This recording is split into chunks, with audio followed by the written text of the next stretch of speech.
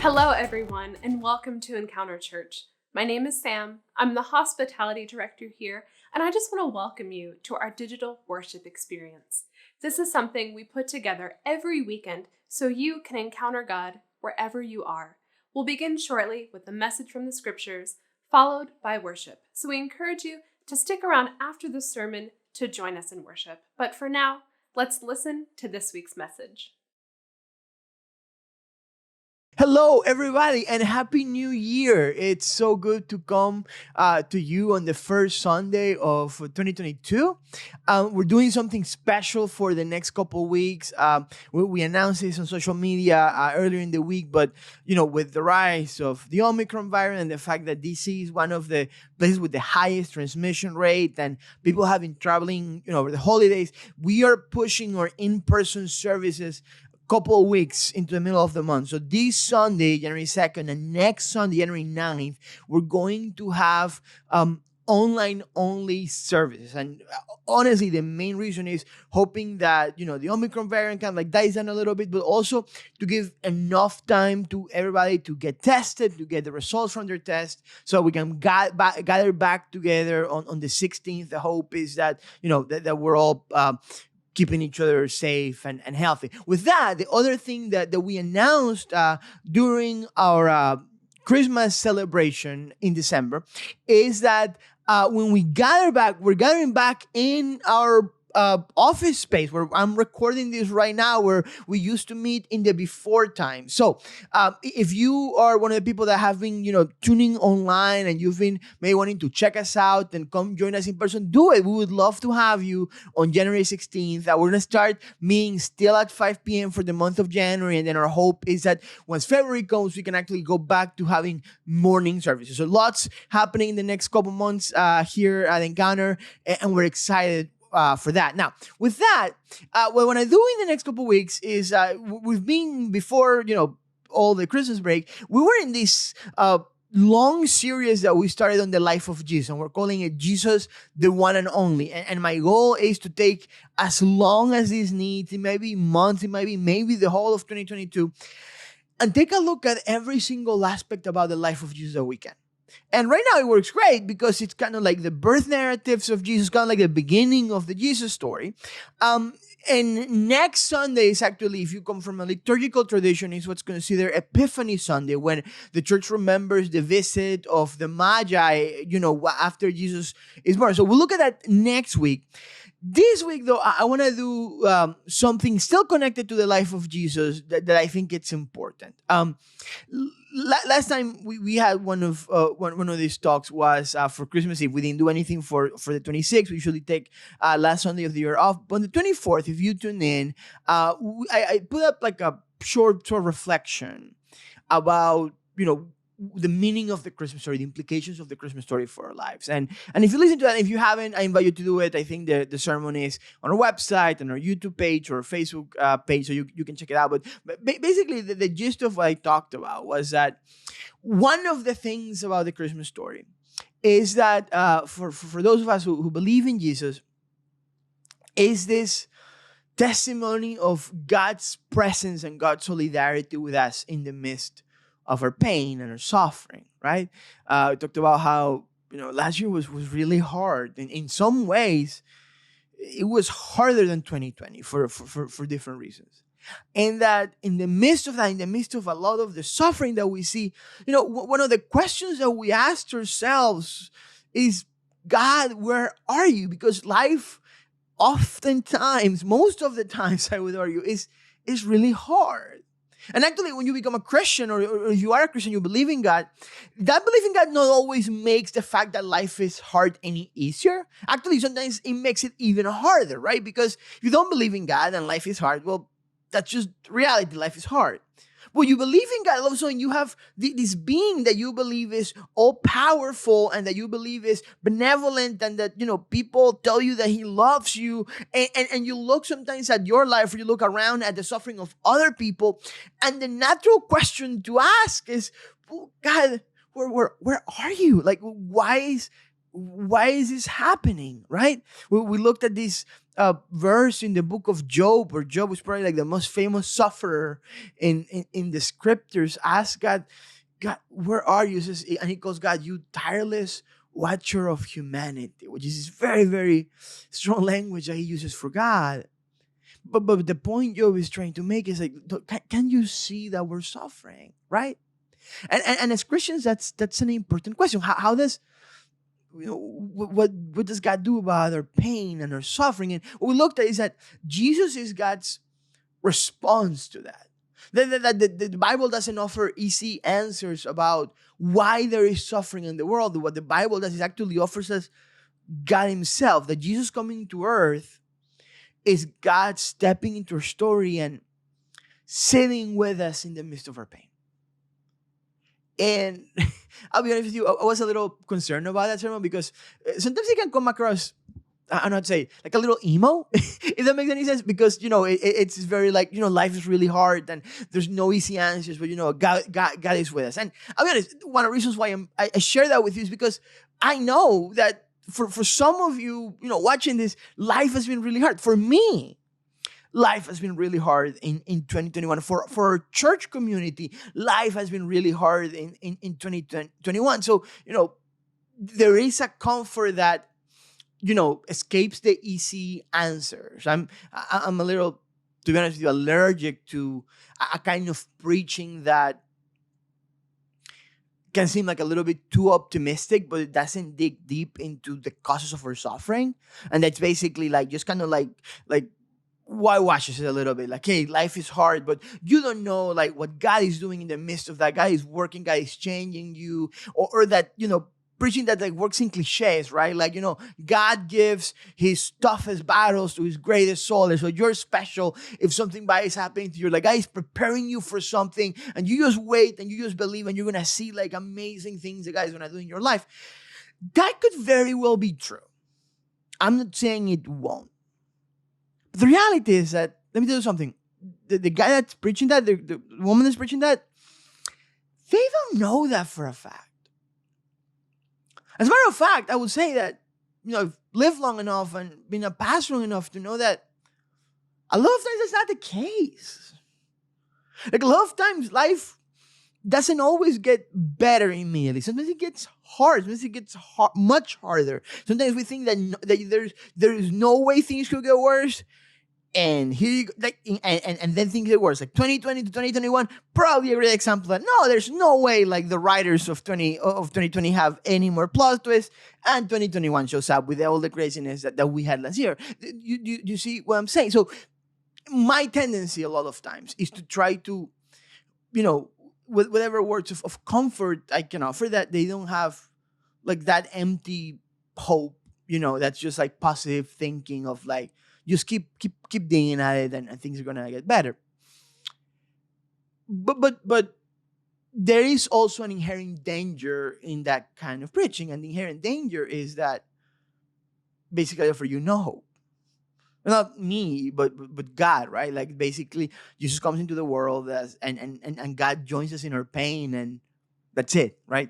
And our pain continues and the suffering continues. And this thing, there's a very kind of like a thin line between God being with us in the midst of our pain, being a source of comfort, and actually that also becoming a source of almost resentment toward God. Because if this God is powerful, and if this God loves us, is He really just sitting around watching us suffer? That's, by the way, the Job line. Yeah, you tireless watcher of humanity. I'm fascinated that kind of language makes its way into scriptures. But part of what's going on there is like it's an expression of the writers of the scriptures that sometimes it feels like God is just watching as we suffer. And if that's the case, well, that wouldn't be that good of a God, would it? Right? But perhaps the best example is to think about it like this. Imagine that you have a friend that loves you, that's your best friend, that's incredibly wealthy, and that you know that doesn't have a need for a lot of his resources, and they're just sitting there and has connections with every single thing that you can think about, and they are watching you suffer through some of the worst things, and they could do something about it. They could provide.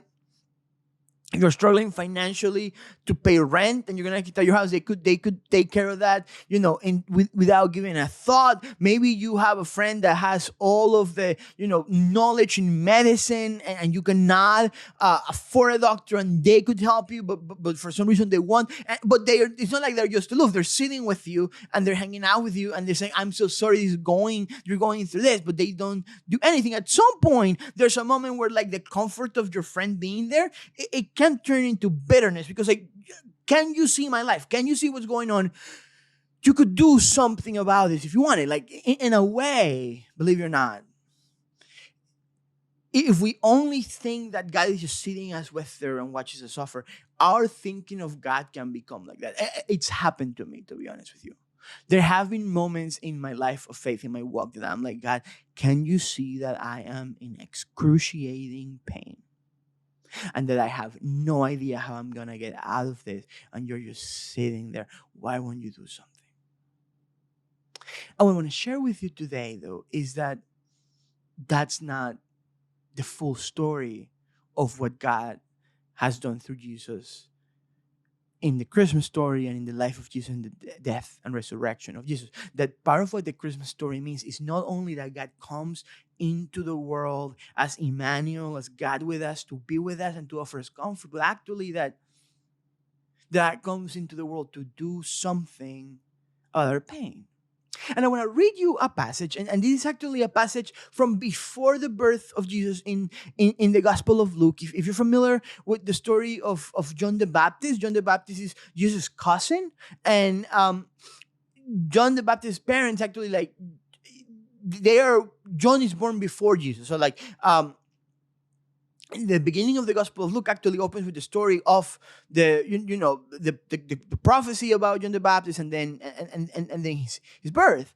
And the story is like this man Zechariah, who is one of the priests at the temple. The year that it's his turn to serve at the temple, he has this encounter with God in the temple, who tells him that his wife is going to become pregnant, even though they're of very old age, and that this son that he's going to have is going to be John the Baptist, and he was going to prepare the way for Jesus. And Zechariah doesn't believe the messenger from God, and as evidence that the messenger of God is telling the truth, he says, "You're not going to be able to say another word until your son is born." And that's what happens. He goes back home, he tells his wife, somehow communicates to his wife what's happened, and he can't talk. He's mute all of his wife's pregnancy. And then when John the Baptist is born, kind of like the very first thing that he does is kind of like breaks into song. At least that's how the text presents it, right? Like, he tells people they don't know what name they're gonna name John, and the very first thing he can say is that his name is going to be John, and everybody marvels at that. And then he like breaks into this song.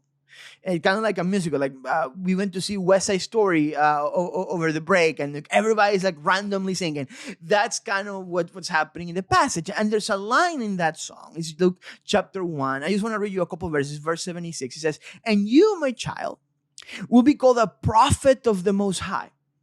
For you will go on before the Lord to prepare the way for him, to give his people the knowledge of salvation through the forgiveness of their sins, because of the tender mercy of our God, by which the rising sun will come to us from heaven, to shine on those living in darkness and in the shadow of death, to guide our feet into the path of peace." Now, what does this have to do with Jesus? Well, because in this song that Zechariah sings, he's kind of like speaking to his son that's going to be born, John. But he's actually singing about the one that John is preparing the way for, which is Jesus Christ. And he's saying that the coming of Jesus, the language that he uses is incredible. He says, he says he's going to be like the rising sun that are coming to us from heaven, says, shining on those living in darkness and in the shadow of death, guiding our feet into the path of peace. It's incredible language. And it's incredible language because it's a language that talks about the coming of Jesus making a real difference in the world. and making a real difference in the lives of the people of Israel. And that's just what I want to kind of like hopefully help you see for a second, that one of the things that Christians believe is that the birth of Jesus, the coming of Jesus, has made a real difference in the world. Like, there was a time in the history of Israel where all that Jesus was a promise. A promise that one day God was going to do something, until the moment when Jesus was born.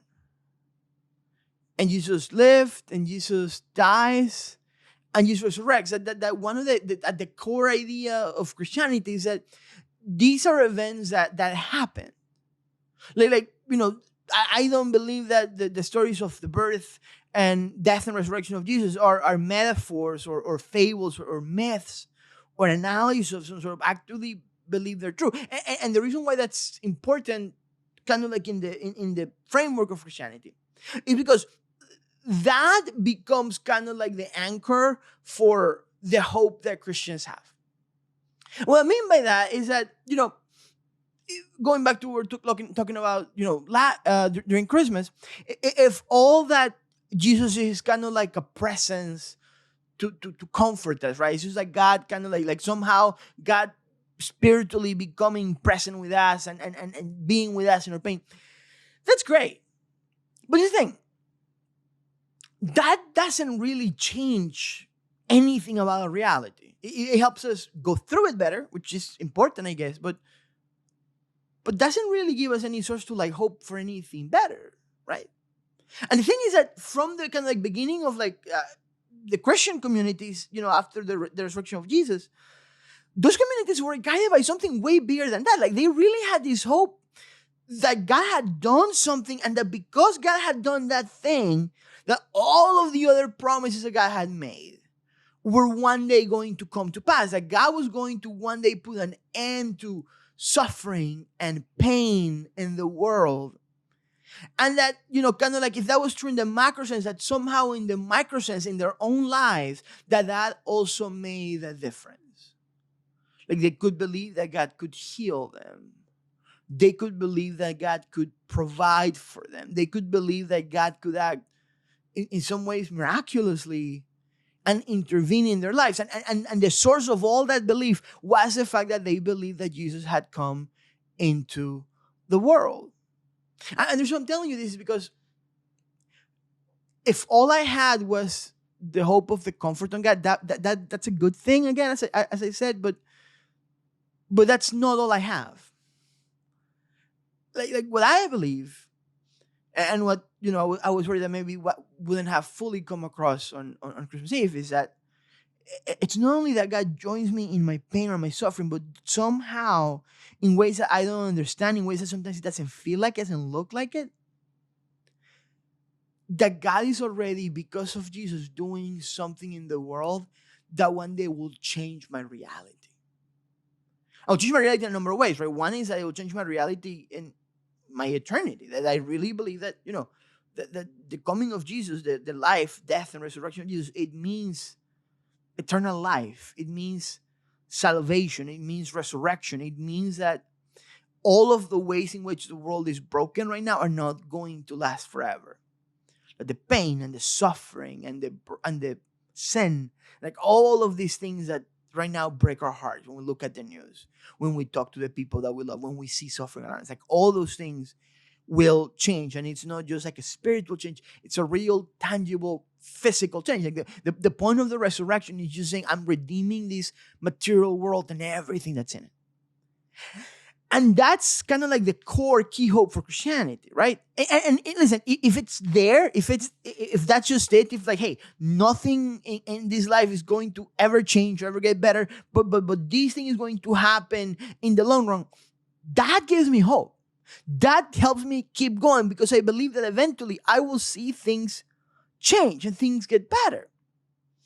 But this is the thing.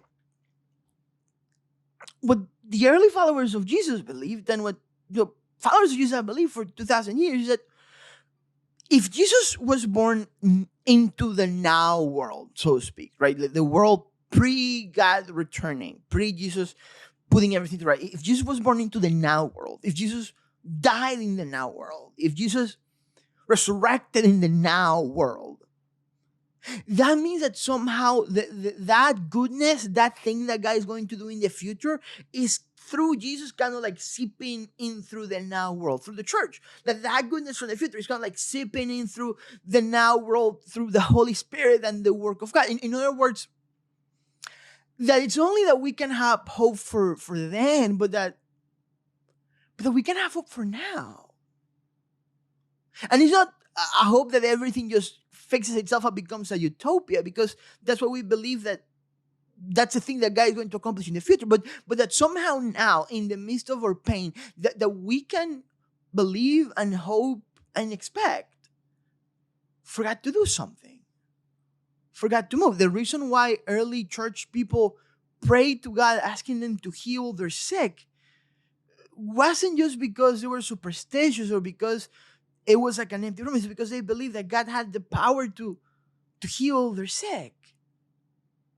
The reason why, early Christians prayed to God to provide for them was because they believed that God had the power and the will to provide for them. When they prayed for protection, when they prayed for strength, all of the life of Christians is a life of believing that the goodness of God has entered into our reality now. And what that means then is that we can believe and we can hope that things will get better. I don't fully know how. I don't fully know what that entails. A lot of times doesn't look like I would want it to look, but in the same way, there's something about the goodness of God that we can hope for and believe and expect to be a part of our lives on this side of eternity. There's one of my favorite lines in the Psalms, comes from Psalm 27.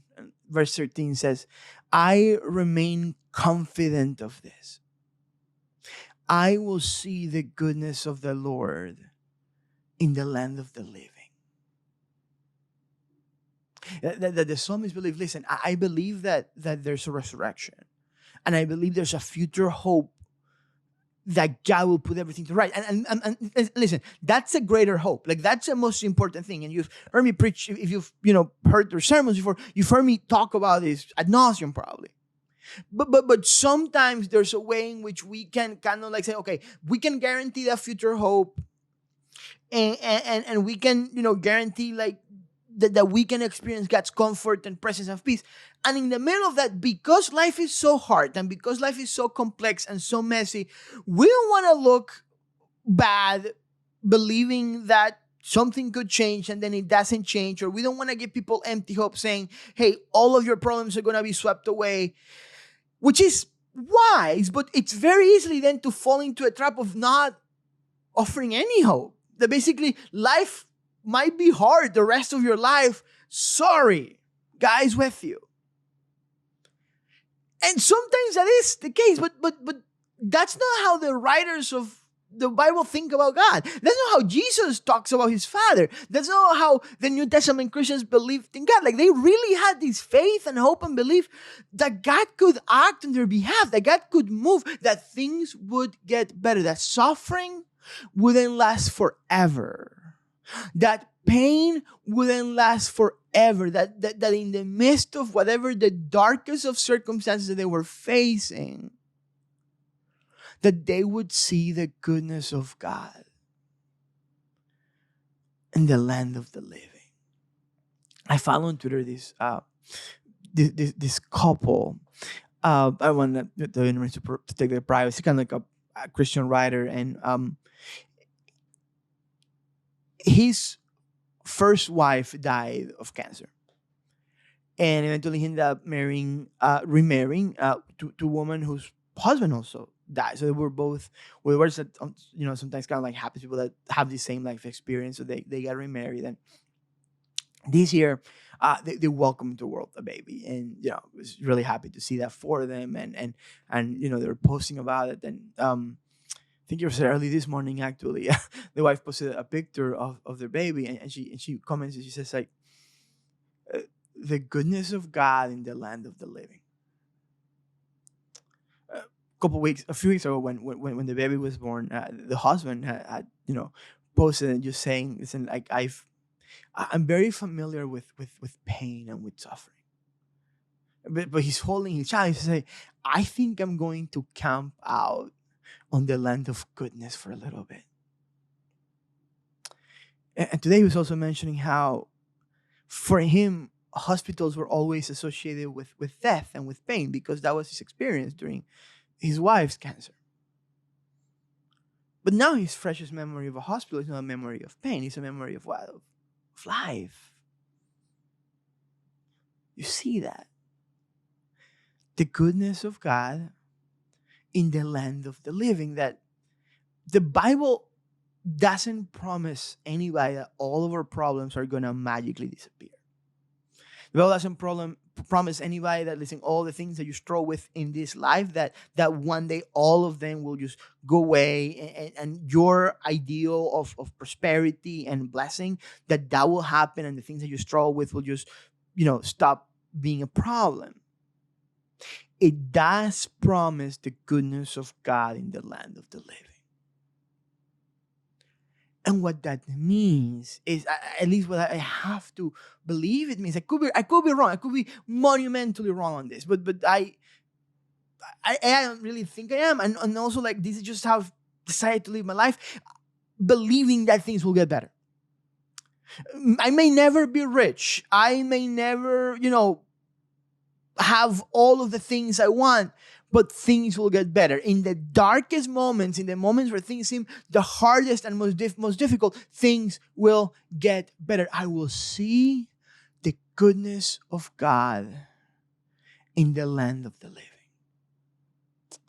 I've shared before my experience with the passage from Zechariah that I read to you when we were starting our church planting journey.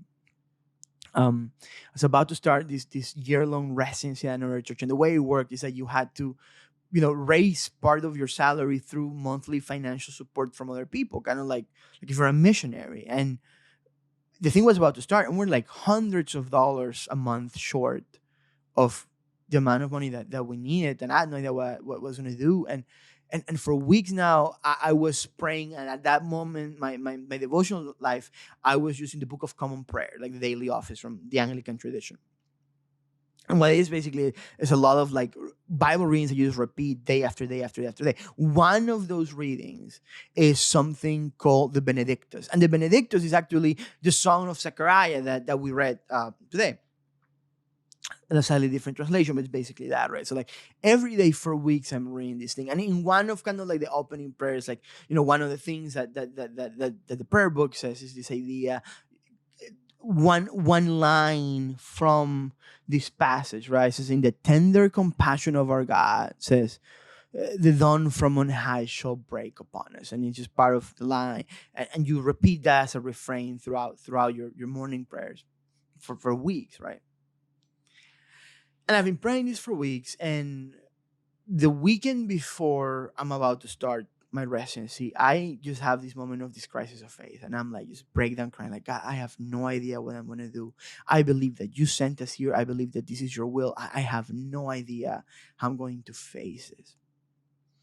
And two things happened over that weekend.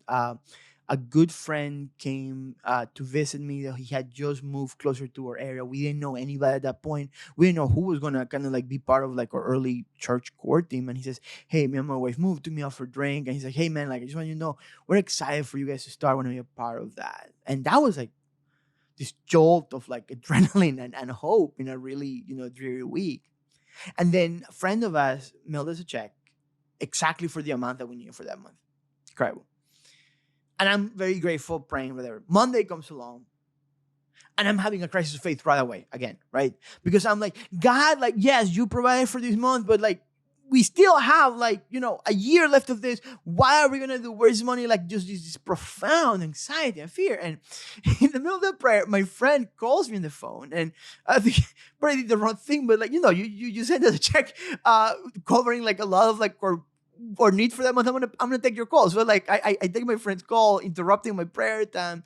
And my friend just wanted to make sure that I received the check and just wanted to tell me, hey, like, listen, we want to continue doing this for your residency.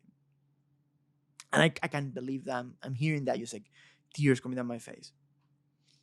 And I go back to praying, and I had stopped right before reading this passage, and I'm reading it, and I get to that line, like, in the tender compassion of our God, the dawn from on high shall break upon us. And listen, very few times do I feel like God speaks to me. And when I say God speaks to me, it's not like I hear a voice, like an angel shows up. It's just kind of like, basically like this thought that I have in my head that I know I didn't come up with that thought, kind of like Inception type deal. At least that's the way I experience it. Other people experience it in a different way. But I felt that the thing that God was telling me was, you know what your problem is, Joe? Like, no, God, I don't know what my problem is. What's my problem? Many problems, and I feel like I was telling me, your problem is that you're always waiting for the other shoe to drop. No matter what blessings you experience, no matter what good things you experience, you don't expect goodness. You expect things to go wrong. And so much of, at least in my case, my anxiety and my fear and all of my emotional issues stem out of that. This constant belief. Listen, part of that's like the immigrant experience. Like, you're an immigrant, you're always, even if you've immigrated legally and have all your paperwork in order and everything is right, you're always afraid you're gonna get kicked out. That somebody's gonna change the laws and you're gonna get kicked out, and that's just like a constant anxiety. And I don't know if that's why, but it's true. Like, I'm always expecting for things to go wrong. Even in the midst of the greatest news, I begin to worry.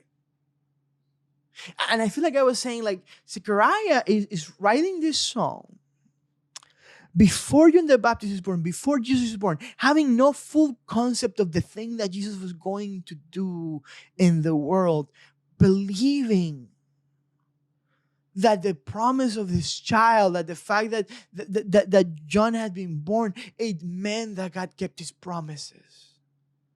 And if that was true, then the Son was going to come out. And my question to you is, what if that's true for us? What if we look at the Christmas story not only as this metaphor, not only as this, nice thought of God being with us in our pain and suffering, which is important, but also as the evidence that God kept his promises. There was a time where Jesus hadn't been born, and God promised that Jesus would be born, and Jesus was born.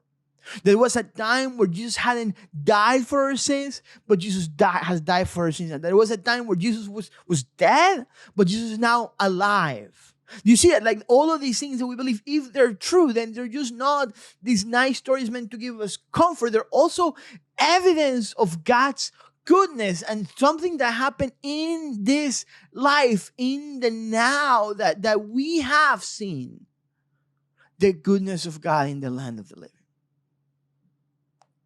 And if we have seen it, we can hope that we will see it again. There's this famous theologian named Jürgen Moltmann, and he writes a lot on the concept of hope, and he says this. He says, we become active insofar as we hope. He says, we hope insofar as we can see into the sphere of future possibilities. We undertake what we think is possible if, for example, we hope that the world will continue to be as it is now. We shall keep things as they are. If we hope for an alternative future, we shall already change things now as far as possible in accord with that. What Jürgen Moltmann is talking about is not manifesting. It's not just, hey, if you wish for the right thing and believe that you're going to get it, it's going to somehow mystically come to pass. What Jürgen Moltmann is saying is like, listen, hope or lack thereof, it's kind of like a limiter in our lives. It's probably a silly example, but like, let's say you're single and you like somebody and you want to ask them out. If you don't believe that you have a chance of them saying yes to you, you're probably not going to ask them out. It doesn't matter whether they want to go out with you or not. If that idea is there, then you'll never take any steps. And part of what your moment is saying, like lack of hope limits our lives, limits the steps we take, limits the moves we make.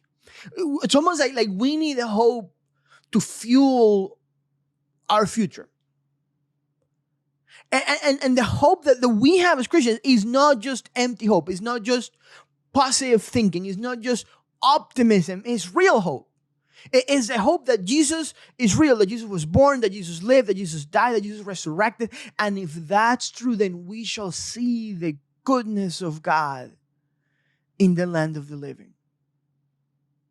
And the steps that we take are guided by that hope.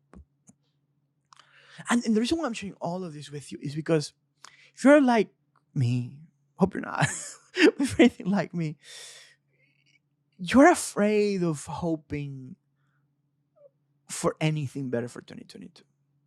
Because you hope for something better in 2020 and you know what happened. And then you hope for something better in 2021. You know what happened again. And it's just at some point that wears on us. And it's true on the larger scale of things. A lot of times it's true in our personal lives, in relationships, in career, in work, in our walk with God, in every aspect of our lives. And so many of us, after the 2 years that we've had, we're weary and we're battling down and we're worn out. And it's so hard to even imagine that things will get better. And the question I have for you is, do you believe that the stories of Jesus are true? Put away everything else. Put away anything about your own life, your own experience. When we talk about Jesus, you're tuning into this, you have to have some interest in Jesus, I would hope, to be watching this. Do you believe that Jesus was a real person that was born? And that he was a real person that died? And that he was a real person that resurrected?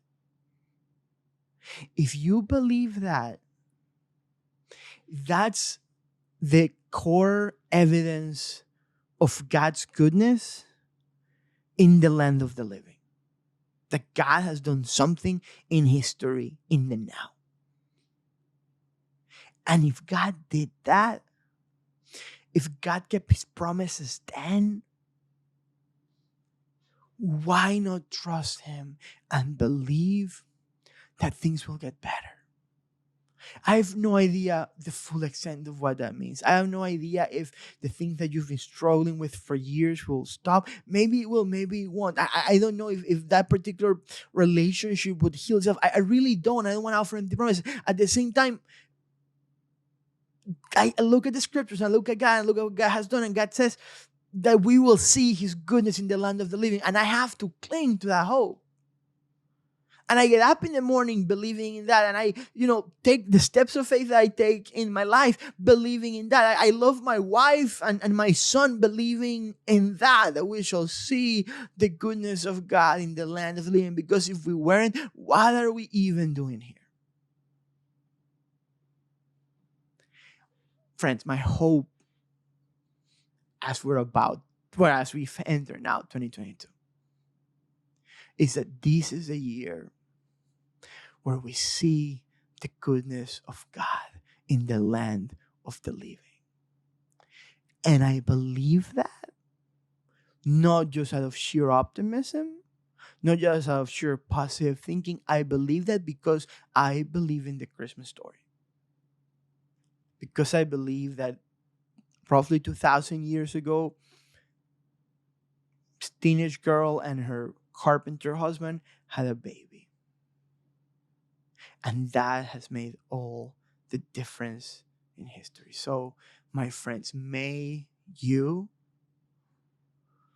see the goodness of God in the land of the living this year.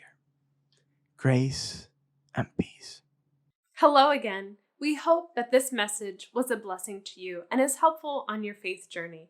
If this is your first time joining us, or maybe you've joined us for a few times before and are looking to get involved further, we would love to connect with you. We have a digital connection card.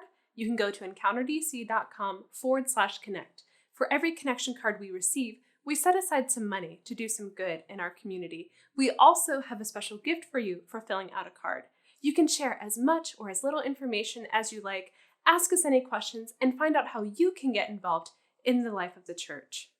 I also want to thank everyone who supports Encounter through your generosity. Your giving allows us to do everything we do, from serving our community to creating content like this. If you'd like to give, you can go to encounterdc.com/give. You can make a one-time gift, or you can set up recurring giving. And now we encourage you to join us for worship. We invite you to listen, sing along, or use this time to just sit and reflect. Our hope is that you can experience God's presence during this time. So if you will, please join us in worship. Lord, every dream and all I've hoped for, the promises you've spoken over me, I hold in faith, they're not forgotten. In spite of what I feel or what I see. And I'm choosing to believe. And your word's enough for me. I'm confident of this, that I will see your goodness in the land of the living. In the land of the living, one thing will never change. My hope is in your name, because you are living, because you are living. You are living, yeah. You are creator and redeemer. You take the broken things and make them new. So while you're working and while I'm waiting, I will lift a song and sing my praise to you. I will lift a song and sing my praise to you.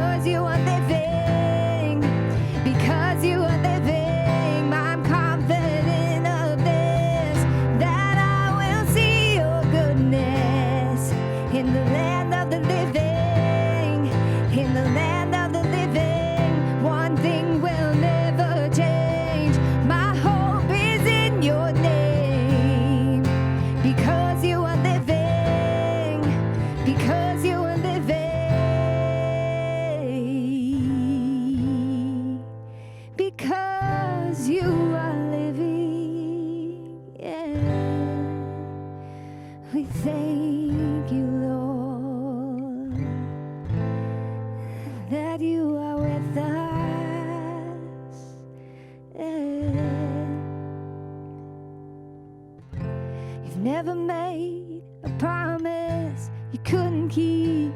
You don't lie to me. You don't lie to me. Sing, you never made a promise you couldn't keep. You don't lie to me. You don't lie to me. Oh, you never made a promise you couldn't keep. You don't lie to me. You don't lie to me. Yeah, you've never made a promise you couldn't keep. You don't lie to me. You don't lie to me. I'm